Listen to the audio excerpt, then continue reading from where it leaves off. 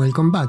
If you are new to the channel, I make games, and you can download many of my games from the link in the description below. 12 years ago, in February of 2012, I started another game called Elem3ntz. Unfortunately, the game doesn't work anymore, since it needs upgrades, and a lot of them. But I have a few videos of that game, so I want to share why I failed to finish that game, so you do not make those mistakes. During that time, the match 3 type of games was very popular, so I decided to make it a little bit more complicated, and it became really complicated. The idea was simple. The objective of the game was to destroy the heart in the opponent's board by using elements in your game board, these balls here, and merge same elements to upgrade them, or merge with some other elements to create new ones. For example, mix water and earth to get mud, or mix fire with earth to get lava. Mixing many of the elements will give you different magic abilities, and then using the elements from your game board will allow you to either attack or defend yourself, so you could create shields to prevent damage, or use elements to attack the enemy, to finally destroy the heart in the enemy's board. The key for powerful attacks was to use combos. Ice, for example, could freeze many of the elements in the opponent's board, or use a lot of water to do damage to the enemy's heart if underwater.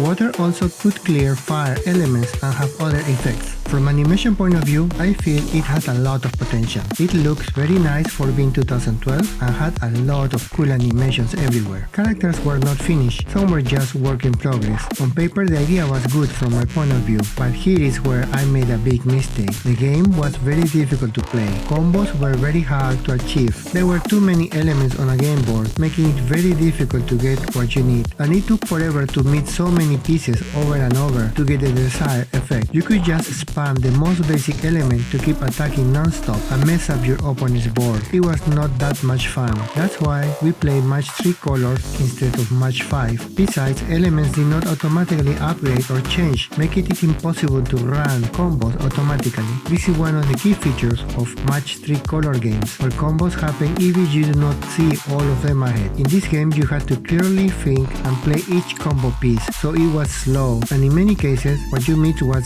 easily destroyed by your opponent, so it was hard to make a big hit. Overall, I was never able to finish it. I had a very hard time trying to make the 1 versus 1 match fun, so I created a puzzle mode on top of the 1 versus 1 gameplay. The idea was to use several pieces to create puzzles. I was only able to create like 3 to 5 puzzles before I got stuck. It was very hard to make puzzles with these pieces, so I created another game mode instead, where you have to fight using your game board elements against enemies and kill them without having an enemy game board. That was a lot better, but I never finished that part. Progression was difficult to balance, so at the end I spent a year and a half testing all those game modes, and at the end I didn't feel it fun enough to finish it, except the third game mode. But I was exhausted by that time and tired of this game. I was spamming non-stop small elements and I didn't bother to upgrade the elements in my game board. It took too long to notice that it was too complicated and cumbersome to play. I spent too much time making it look good instead of focusing in the gameplay first. So I now focus on gameplay first without caring about graphics or animations. Gameplay is what makes the game good. Graphics helps, but as you can see now, there are many games with very limited graphics that are quite enjoyable to play. As long as the gameplay is solid, people will play it. Eye candy helps, but not much if the gameplay sucks.